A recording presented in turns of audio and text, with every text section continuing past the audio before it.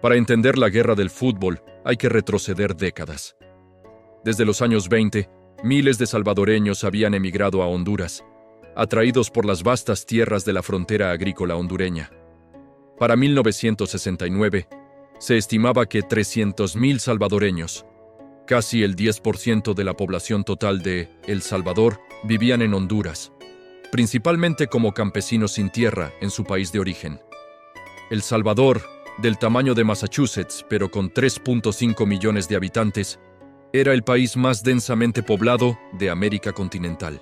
Honduras, 5 veces más grande pero con solo 2.5 millones, representaba la frontera salvaje donde los salvadoreños buscaban oportunidades.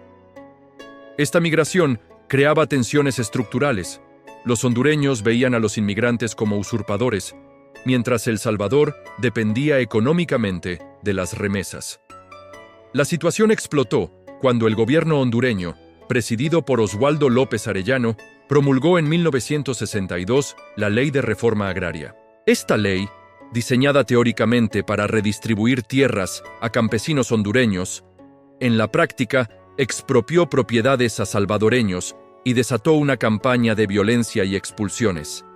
Para 1969, miles de salvadoreños retornaban a un país que no tenía capacidad de absorberlos, creando una presión social insostenible. La prensa de ambos países jugó un papel fundamental en crear el clima para la guerra. En Honduras, periódicos como El Cronista y La Prensa publicaban titulares como «Salvadoreños nos roban nuestro pan» y reportajes sensacionalistas sobre crímenes atribuidos a inmigrantes. En El Salvador, El Diario de Hoy y la prensa gráfica respondían con «Hermano hondureño, no somos invasores sino trabajadores», y denuncias de masacres contra compatriotas. La retórica se intensificó con las eliminatorias mundialistas. Cuando Honduras ganó el primer partido 1-0, el 8 de junio, el periódico hondureño El Cronista tituló «Así como en el fútbol debemos vencer en todo». La respuesta salvadoreña tras ganar 3-0 una semana después fue igual de agresiva. En la cancha y en la vida sabemos defender lo nuestro. Esta cobertura creó una psicosis colectiva donde el fútbol dejó de ser deporte para convertirse en metáfora de la rivalidad nacional. Los gobiernos, lejos de calmar los ánimos, utilizaron esta retórica para desviar atención de sus problemas internos. Honduras de su crisis económica, El Salvador de su desigualdad social extrema. La eliminatoria para México 1970 enfrentó a ambas selecciones en un sistema de 3 partidos. El primer partido en Tegucigalpa, 8 de junio, fue ganado por Honduras 1-0 con gol de Cardona. Esa noche, según reportes, grupos hondureños atacaron comunidades salvadoreñas, dejando varios muertos. La jugadora salvadoreña Amelia Bolaños, de 18 años, se suicidó al no soportar la vergüenza nacional, siendo enterrada como mártir. El segundo partido en San Salvador, 15 de junio, terminó 3-0 para El Salvador. La violencia se trasladó. Hondureños fueron linchados, negocios destruidos. Ambos países rompieron relaciones diplomáticas. El partido desempate se jugó en Ciudad de México, 27 de junio, ante 120,000 espectadores. En un partido épico, El Salvador ganó 3-2 en tiempo extra. La celebración en San Salvador fue masiva, pero la tensión fronteriza alcanzó niveles críticos. El 14 de julio, 6 días después de que la FIFA confirmara la clasificación salvadoreña, estalló la guerra.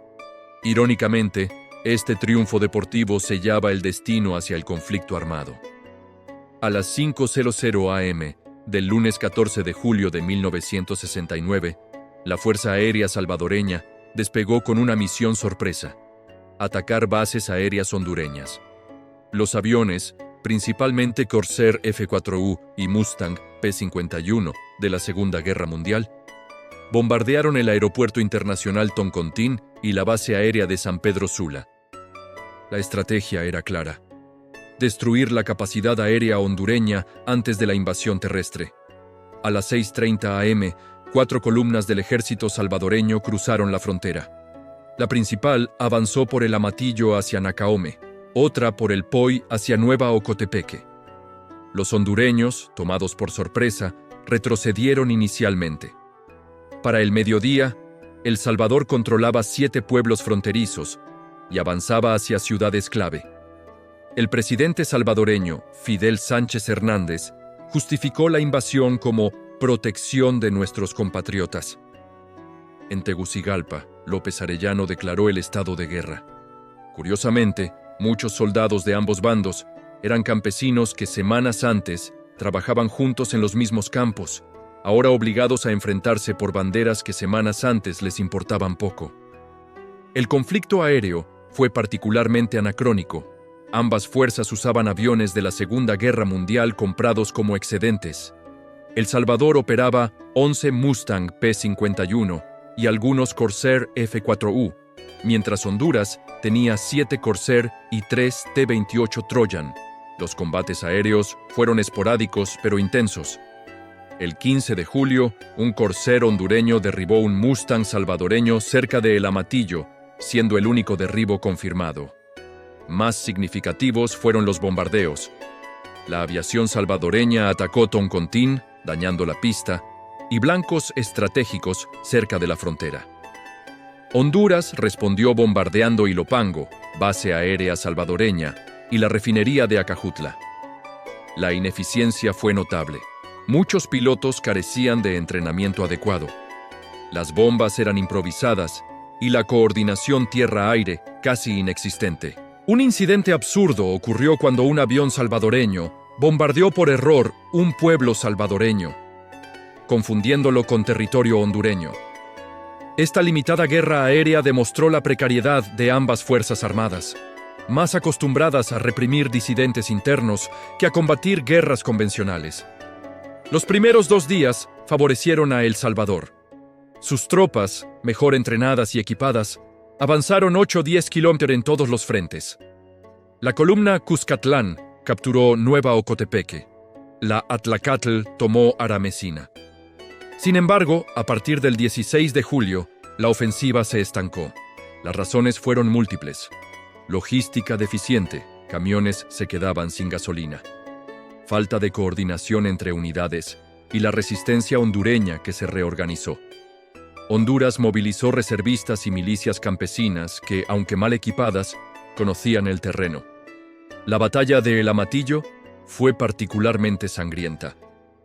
48 horas de combates cuerpo a cuerpo por un puente estratégico. Los salvadoreños tenían ventaja en artillería, cañones de 105 mm, pero escasez de munición. Los hondureños contraatacaron con tanques ligeros M3 Stuart de la WWD, ineficaces, pero psicológicamente impactantes. Para el 17 de julio, el avance salvadoreño se había detenido a 30 kilómetros dentro de Honduras, lejos de objetivos estratégicos como Choluteca o Tegucigalpa. La guerra se convertía en un desgaste mutuo. La Organización de Estados Americanos, OEA, reaccionó con sorprendente rapidez. El 15 de julio, apenas 24 horas después del inicio, el Consejo de la OEA se reunió en Washington. Los embajadores latinoamericanos presionaron para un cese al fuego inmediato. Estados Unidos, bajo Richard Nixon, adoptó una postura ambigua. Por un lado, no quería intervenir directamente, recordando Vietnam. Por otro, temía una expansión comunista en la región. Secretamente, Henry Kissinger ordenó a la CIA monitorear pero no actuar. La verdadera presión vino de México y Costa Rica, países neutrales. El 18 de julio, tras intensas negociaciones, la OEA amenazó con sanciones económicas a ambos países. Bajo esta presión, El Salvador aceptó el alto al fuego a las 10:00 p.m. del 18 de julio. Las condiciones incluían: 1. Retirada salvadoreña. 2. Creación de zona desmilitarizada. 3. Negociaciones sobre inmigración. La guerra había durado exactamente 100 horas, pero las consecuencias durarían décadas. El balance humano fue trágico. Aproximadamente 2.000 muertos, la mayoría civiles, 6.000 heridos y 300.000 desplazados. Los refugiados salvadoreños expulsados de Honduras saturaron la capacidad de El Salvador, creando bolsas de pobreza extrema. Económicamente, ambos países sufrieron. El Salvador perdió 50 millones, 10% de su PIB, Honduras 25 millones. El comercio bilateral, que antes de la guerra era de 8 millones anuales, colapsó. Las infraestructuras fronterizas quedaron destruidas, puentes volados, carreteras minadas, pueblos fantasma. Socialmente, el conflicto creó un trauma generacional. Familias separadas por fronteras, ahora hostiles, comerciantes arruinados, niños huérfanos. Irónicamente, muchos de los soldados muertos eran precisamente esos inmigrantes salvadoreños que el gobierno decía proteger, ahora enterrados como héroes en un país que los había expulsado. La victoria militar de El Salvador resultó pírrica. Ocupó territorio brevemente, pero perdió acceso permanente a las tierras hondureñas donde vivían sus compatriotas. Paradójicamente, el equipo salvadoreño que ganó la guerra, deportivamente fracasó estrepitosamente en México 1970. Perdió todos sus partidos, 0-2 versus Bélgica, 0-4 versus México, 0-2 versus URSS, sin anotar un solo gol.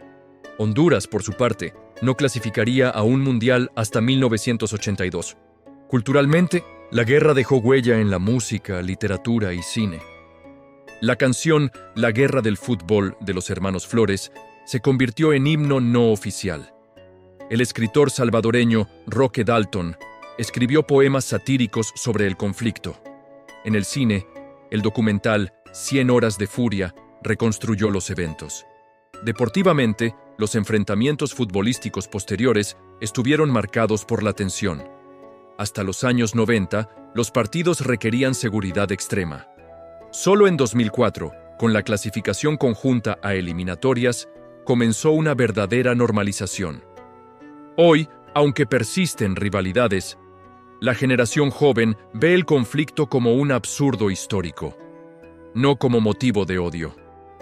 La guerra del fútbol demuestra cómo el nacionalismo manipulado, medios irresponsables y gobiernos oportunistas pueden convertir una rivalidad deportiva en tragedia humana. Técnicamente, fue un conflicto convencional corto con tecnología obsoleta, donde ni siquiera los vencedores obtuvieron beneficios. Estratégicamente, ambos países perdieron. El Salvador no recuperó acceso a tierras hondureñas. Honduras no detuvo la inmigración. Políticamente, los gobiernos de Sánchez Hernández y López Arellano fueron derrocados pocos años después. La lección más importante es que el fútbol no causó la guerra. Fue la chispa que encendió un polvorín social preexistente. Hoy, en una era de redes sociales, donde el nacionalismo digital se inflama rápidamente, esta historia sirve de advertencia. Cuando el deporte deja de ser juego y se convierte en instrumento político, todos pierden. Los verdaderos ganadores de 1969 no fueron salvadoreños ni hondureños, sino los fabricantes de armas y los oportunistas que se enriquecieron con el sufrimiento ajeno. Como dijo el mediador costarricense Daniel Oduber, gastaron en balas lo que hubiera alimentado a sus pueblos por años.